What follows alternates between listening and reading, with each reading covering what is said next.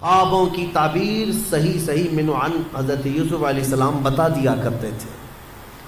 میرے عزیزو، خواب جو ہے اس کے بارے میں حدیث پاک میں بھی ہے، مومن کا دیکھا ہوا خواب اکثر سچ ہوا کرتا ہے، بلکہ فرمایا گیا نبوت کا 46واں حصہ ہے۔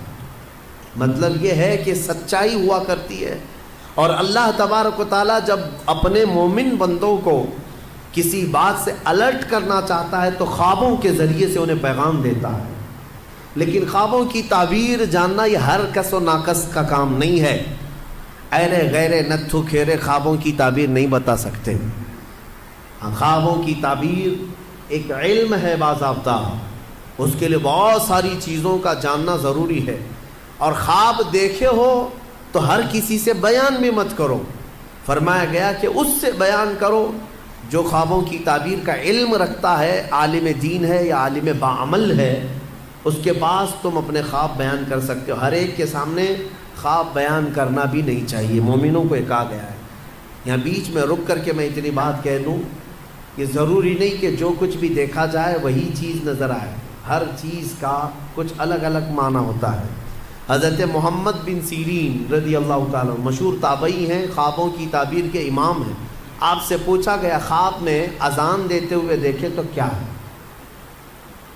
اذان دیتے ہوئے اگر دیکھا تو اس کی تعبیر کیا ہوگی، اس کا معنی کیا ہو سکتا ہے؟ توجہ چاہتا ہوں میں، صرف جھٹ سے ایسے ہی تعبیر نہیں بتا دی جائے گی کہ اذان دیتے ہوئے دیکھے، ہاں اس کا معنی یہ ہے۔ پہلے یہ دیکھا جائے گا کہ دیکھنے والا کون ہے۔ خواب دیکھنے والے کے اوپر ڈیپینڈ کرتا ہے، دیکھنے والا کیسا ہے۔ تو دو تعبیریں آتی ہیں اس کی۔ اگر دیکھنے والا شریف آدمی ہے، نیک آدمی ہے، تو اس کا مطلب یہ ہے کہ عنقریب وہ حج پر جائے گا۔ اذان دیتے ہوئے دیکھا یا سنا، اور وہ بھی قرآن کی آیت سے انہوں نے ثابت کیا، وَأَذِّن فِي النَّاسِ بِالْحَجِّ۔ اذان دیتے ہوئے اگر نیک آدمی نے دیکھا، پابند صوم و صلاۃ ہے، تو اس کا معنی ہے کہ وہ حج پر جائے گا۔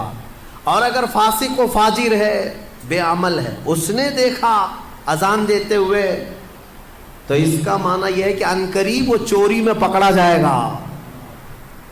زمین آسمان کا فرق ہے تعبیروں میں، ایک ہی اذان ہے، دیکھنے والے کے اوپر ڈیپینڈ کرتا ہے۔ ایک حج پہ جا رہا ہے اور ایک جیل جا رہا ہے، چوری میں پکڑا جائے گا۔ اس کو بھی انہوں نے قرآن کی آیت سے ثابت کیا، فَأَذَّنَ مُؤَذِّنٌ أَيَّتُهَا الْعِيرُ إِنَّكُمْ لَسَارِقُونَ۔ قرآن پاک میں یہ دونوں جگہ پر اذان کا لفظ آیا۔ اسی طرح سے ایک اور بات میں عرض کر دوں، حضرت زبیدہ خاتون جو خلیفہ ہارون رشید کی بیوی ہیں، انہوں نے ایک رات خواب دیکھا تھا، بہت بھیانک خواب دیکھا۔ بہت سارے مرد مل کر کے ان کی عزت لوٹ رہے تھے، عصمت دری کر رہے تھے۔ وہ ڈر گئی صبح اٹھ کر کے۔ یہ وہی زمانہ ہے جب حضرت محمد بن سیرین موجود تھے۔ زبیدہ خاتون نے اپنی ایک خادمہ کو بلایا اور کہا حضرت محمد بن سیرین کے پاس جا، ایک خواب کی تعبیر پوچھ کر کیا، لیکن یہ کہنا کہ تو نے دیکھا خواب۔ عیب ہے نا، بادشاہ کی بیوی اگر ایسا خواب دیکھی ہے تو شرمندگی کی بات ہے کہ کیا کیا دیکھتی ہے خواب میں، لوگ باتیں بنائیں۔ تو خادمہ سے کہا کہنا کہ تو نے دیکھا۔ وہ گئی خادمہ اور جا کر کے حضرت محمد بن سیرین سے کہتی ہے کہ حضور کل رات میں نے ایک بھیانک خواب دیکھا ہے۔ کہا کیا دیکھا؟ کہا بہت سارے مرد مل کر میری عزت لوٹ رہے تھے، عصمت دری کر رہے تھے۔ تو حضرت محمد بن سیرین نے خواب پورا سننے کے بعد پوچھا تو کیا کرتی ہے؟ تو کیا کرتی ہے؟ تو اس نے کہا میں کنیز ہوں، دربار کی کنیز ہوں، خادمہ ہوں۔ حضرت محمد بن سیرین ہنسنے لگے، کہا تیری حیثیت ہی نہیں، تو یہ خواب دیکھ ہی نہیں سکتی، تو نے نہیں دیکھا یہ خواب، جھوٹ بول رہی ہے، جھوٹ بول رہی ہے۔ اس نے کہا آپ کو اس سے کیا مطلب؟ کہا بتا صحیح کس نے دیکھا، میں تعبیر بتا دوں۔ اس خادمہ نے کہا آپ نے تو پکڑ لیا ہے، یہ میری ملکہ زبیدہ خاتون نے دیکھا۔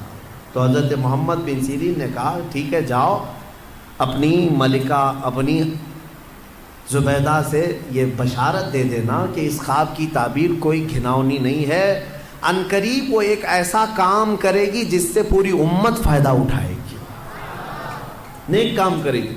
اور اس خواب کی تعبیر ہی ہے کہ زبیدہ خاتون نے دریائے دجلہ سے لے کر عرفات کے میدان تک ایک نہر بنائی حاجیوں کے پانی پینے کے لیے۔ ہاں، ایک نہر زبیدہ خاتون نے اپنے پیسوں سے بنوائی تھی۔ حاجی عرفات کے میدان میں بڑے پیاسے ہوتے تھے، وہاں پانی کا انتظام نہیں، تو اس نے پانی کا انتظام کروایا، اور وہ نہر زبیدہ کی باقیات اور آثار آج بھی موجود ہیں مکہ میں، آج بھی ہیں۔ اور جانتے ہیں اس نہر سے 1200 سال تک حاجی پانی پیا کرتے تھے۔ تو ایک امت، بہت بڑی امت نے نفع اٹھایا۔ تو خواب کا مطلب یہ نہیں ہے کہ جو دیکھا وہی ہو جائے گا۔ کبھی کبھار موت کی تعبیر زندگی سے ہے، کسی کے انتقال کی تعبیر اس کی زندگی سے کی جاتی ہے۔ بہرحال حضرت یوسف علیہ السلام کا یہ معجزہ بھی تھا، خوابوں کی تعبیر آپ بیان کرتے ہیں۔ ان دونوں کی تعبیر بیان کی آپ نے، وہ دونوں صحیح نکلے، لیکن ہوا یہ کہ جو آزاد ہوا بندہ وہ باہر آیا، موج مستی میں بھول گیا، یوسف علیہ السلام کی بات عزیز مصر تک پہنچانا بھول گیا۔ قرآن کہتا ہے فَأَنْسَاهُ الشَّيْطَانُ، شیطان اس کو بھلوا دیا، اور اس پر اور 7 سال گزر گئے۔ یوسف علیہ السلام کے 14 سال جیل کے، 14 سال قید کے۔ پھر ایک وقت ایسا آیا کہ جو مصر کا بادشاہ تھا اسی نے خواب دیکھا، اس نے ایک عجیب و غریب خواب دیکھا، وہ پریشان تھا۔ دوسرے دن صبح اٹھا، سارے نجومیوں کو جمع کیا اور سب کو جمع کر کے کہنے لگا وقال الملك انی ارى 7 بقرات سمان یاکلهن 7 عجاف و7 سنبلات خضر واخر یابسات۔ کہتا ہے کہ کل میں نے عجیب و غریب خواب دیکھا ہے، 7 بھینسیں موٹی تازی اچھی خاصی 7 بھینسیں دیکھا، اور پھر 7 گھاس کے جو اوٹ ہوتے ہیں، 7 ہری ہری گھاسوں کے اوٹ تھے، اور پھر 7 سوکھی گھاسوں کے اوٹ۔ اس کا مطلب کیا ہے؟ کیا ہو سکتا ہے؟ ہاں، بادشاہ کے دربار میں چاپلوس بہت سارے ہوتے ہیں، اٹکل پچھو مارتے رہتے ہیں، ادھر کا ہو سکتا ہے ادھر کا ہو سکتا ہے، لیکن بادشاہ کو کوئی بات جمی نہیں، یہ بھی نہیں سمجھ میں آ رہا، یہ بھی نہیں سمجھ میں۔ اس دربار میں وہ جیل سے چھوٹا ہوا آدمی موجود تھا، اس کو یاد آ گیا کہ جیل میں ایک شخص ہے جو خوابوں کی تعبیر بتاتا ہے۔ بادشاہ سے کہا جیل میں یوسف نام کا ایک جوان ہے جو پچھلے 14 سال سے قید میں ہے، اور اس نے مجھے پیغام بھی بھیجا تھا آپ کے نام، میں بھول گیا، اور وہ خوابوں کی صحیح تعبیر بتاتا ہے۔ پچھلے کسی عزیز مصر نے اسے قید کر دیا تھا، تو بادشاہ نے حکم دیا کہ یوسف علیہ السلام کو آزاد کیا جائے اور انہیں لایا جائے۔ یوسف علیہ السلام کو آزاد کیا گیا اور دربار شاہی میں لایا گیا۔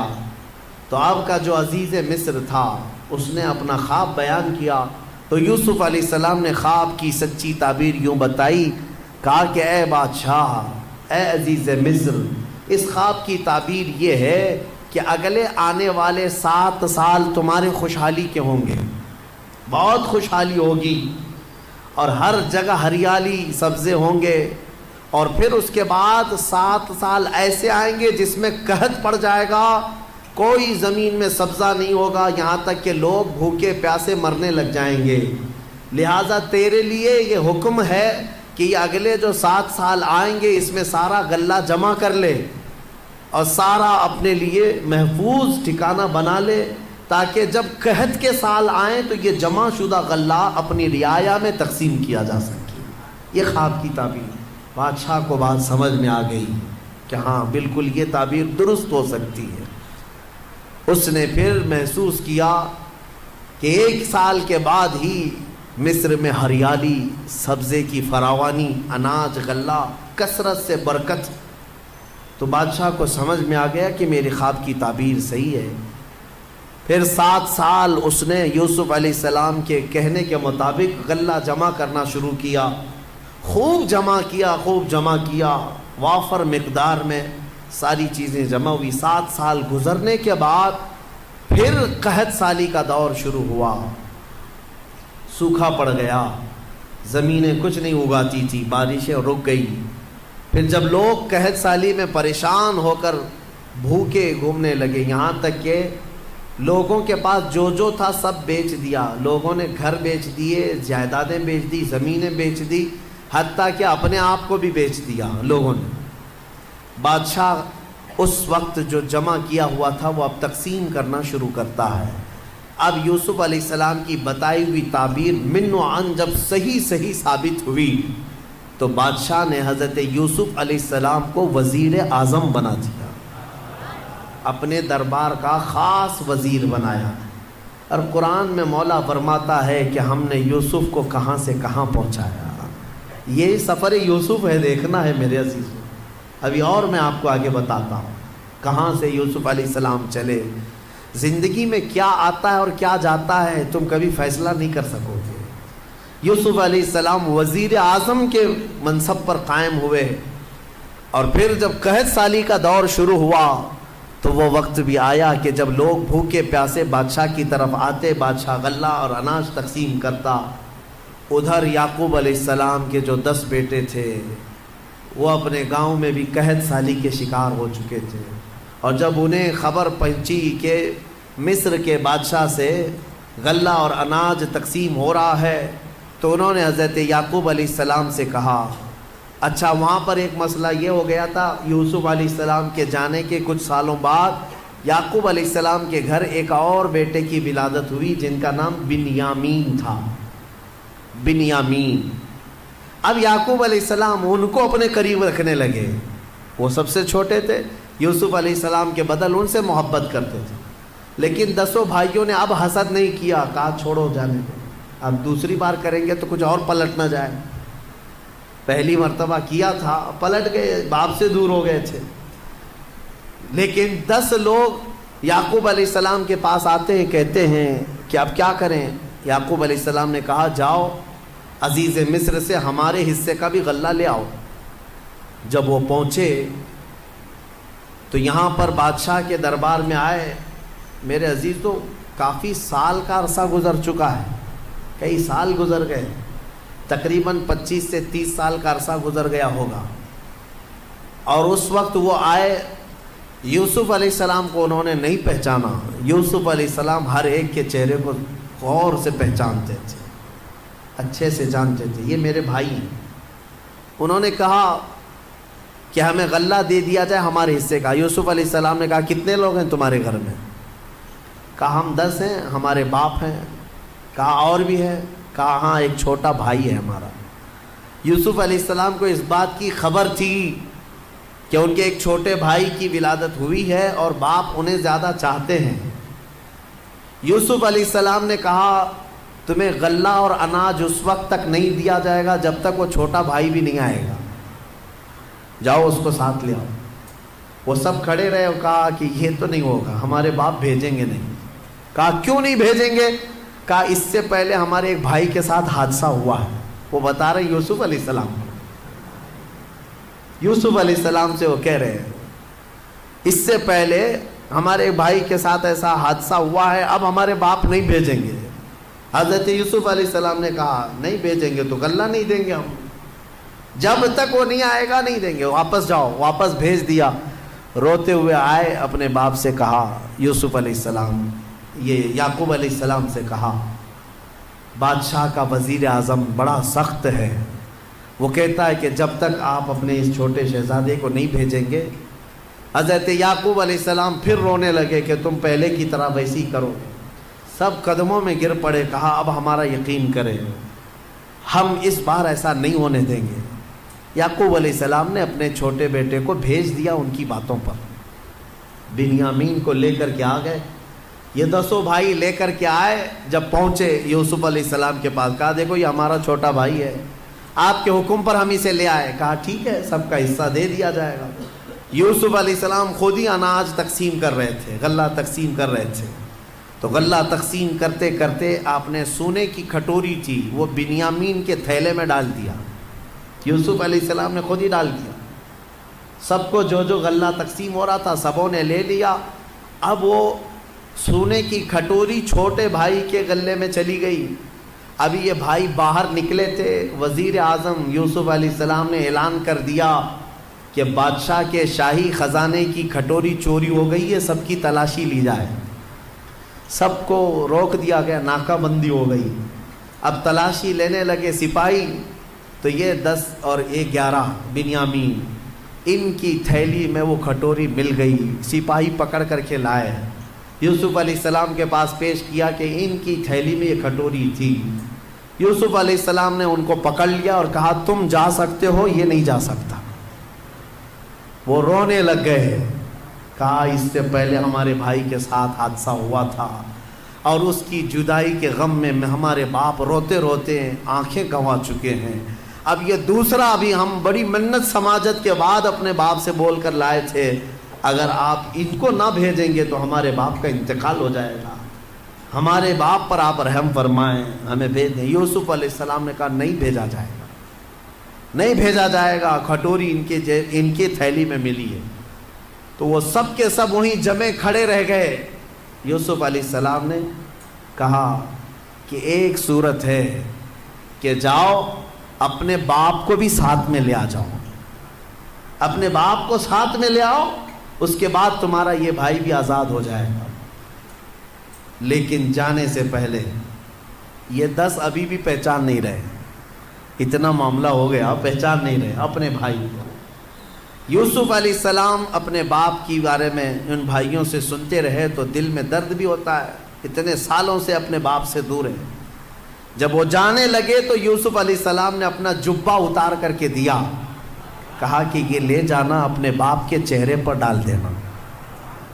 یوسف علیہ السلام نے اپنے بھائیوں سے کہا کہ یہ لے جاؤ اپنے باپ کے چہرے پر ڈال دینا. اس قرآن میں ہے یہ آیت, اللہ تبارک و تعالیٰ نے فرمایا ہے فَلَمَّا جَاءَ الْبَشِيرُ أَلْقَاهُ عَلَى وَجْهِهِ فَارْتَدَّ بَصِيرًا.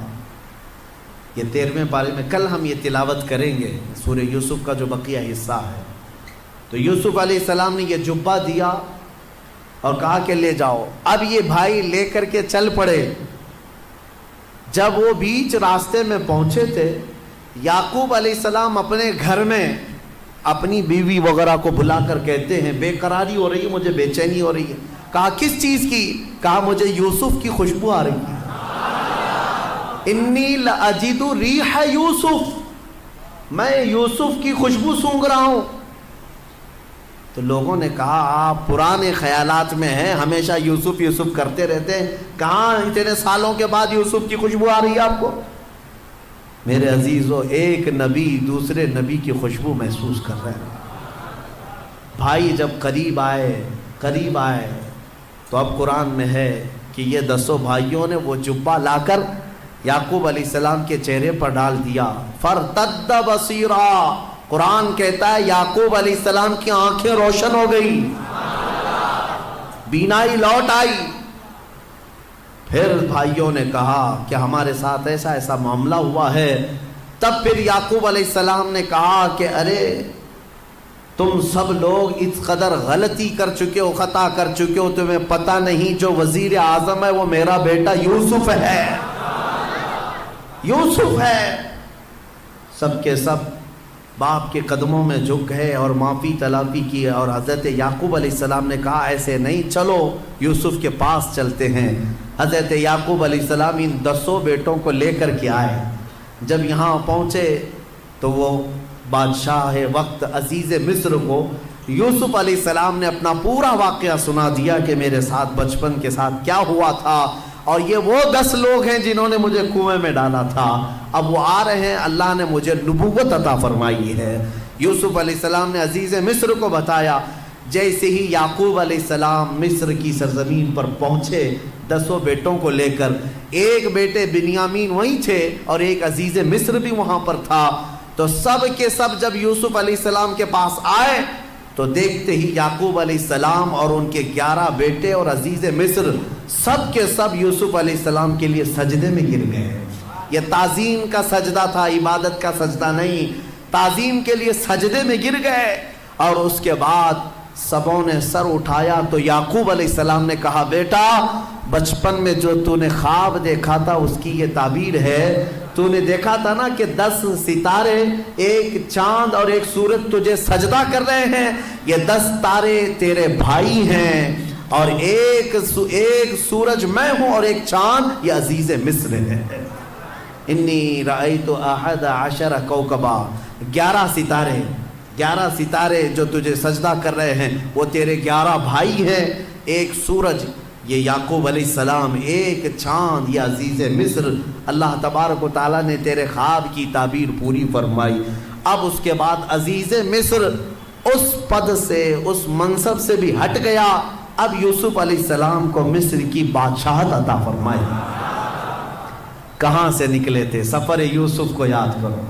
ये रब तबारक व तआला की हिकमत के फैसले हैं। कुरान में मौला फरमाता है, वकज़ालिक मक्कन्ना लियूसुफ फिल अर्द, इस तरह हमने यूसुफ को जमीन में करार दिया और हम जिसे जहां चाहते हैं वहां बिठाते हैं। तो इज़्ज़ु मन तशा व तुज़िल्लु मन तशा, वो मौला जिसे चाहे इज्जत अता करे, तू जिसे चाहे जिल्लत अता करे। रब तबारक व तआला ने यूसुफ अलैहिस्सलाम को इन तमाम मकामात से गुजारा। इसमें हमारे लिए कई इबरत की चीज़ें हैं, कई हिकमत की चीज़ें हैं। ज़िंदगी में कुछ चीज़ें ऐसी मशक्क़त की आती हैं, इसका मतलब ये नहीं कि वो हमेशा रह जाए।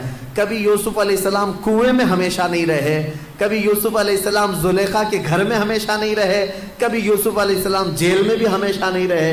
हर जगह एक नई सुबह आनी है, एक नई सुबह आनी है। आज अगर चांद को गहन लगा है तो कल छटना भी है। आज अगर मुसलमानों पर जुल्म और सितम के पहाड़ ढाए जा रहे हैं, कल इंशाअल्लाह सुबह तुलू होगी, कल सुबह तुलू होगी। वो रोशनी परचम इस्लाम की लहराएगी ज़रूर। सुना है कुदसियों से मैंने कि वो शेर फिर होशियार होगा।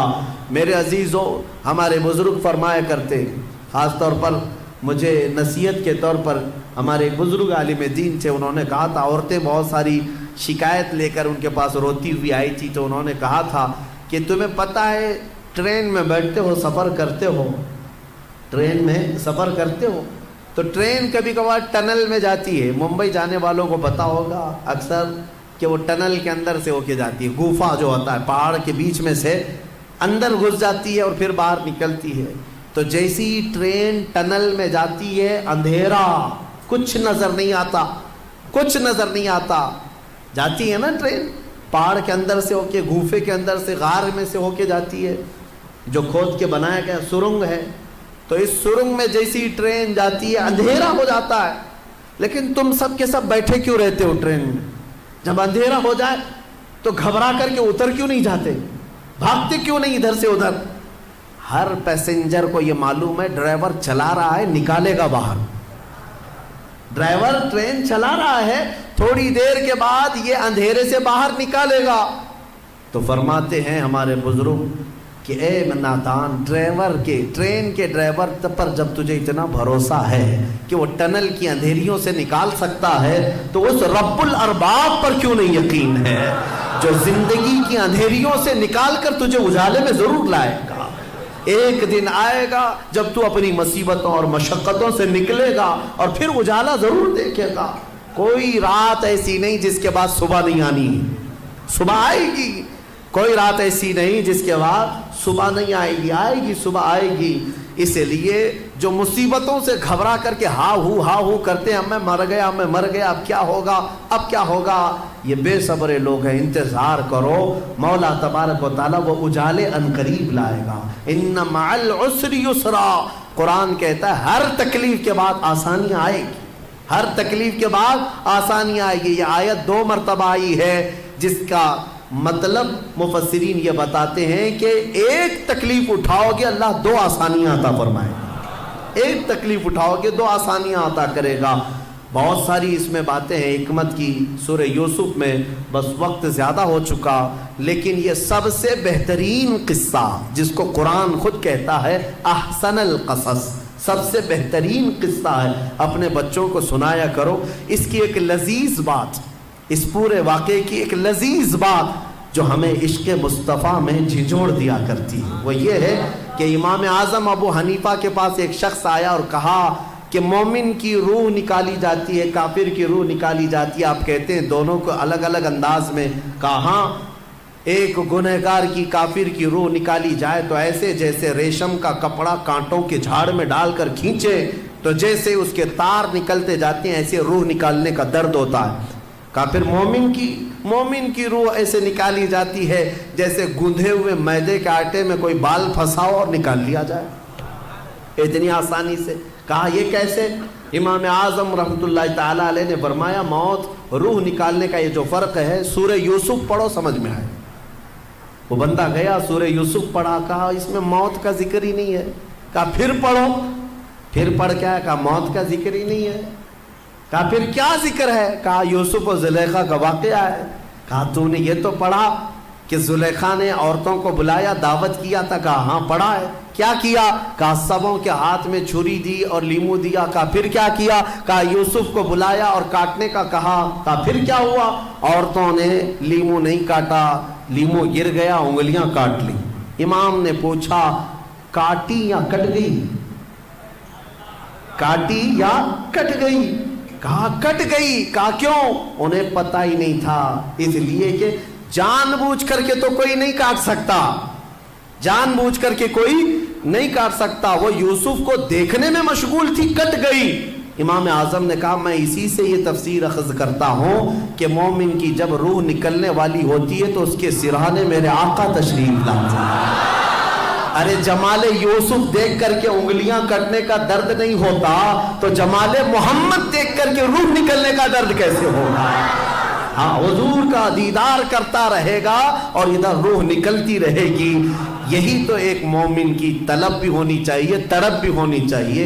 اے سنی مسلمانوں، یہی دعا کر کے جاؤ کہ جب دم واپسی ہو میری، یعنی دنیا سے جانے کا وقت آئے، میرے آقا میرے سرانے تشریف لائے۔ اگر آپ کا دیدار ہوتا رہے اور روح نکلتی رہے، احساس نہیں ہوگا۔ عزیزان گرامی، حضور پاک صلی اللہ تعالیٰ علیہ وسلم کو دیکھ کر کے روح نکلنے کا درد ختم ہو جاتا ہے۔ ایک جملہ میں نے بیچ میں کہا، آپ نے نوٹ کر لیا ہوگا کہ یوسف علیہ السلام کا حسن دیکھ کر کے عورتوں نے انگلیاں کاٹ لی نہیں، کٹ گئی۔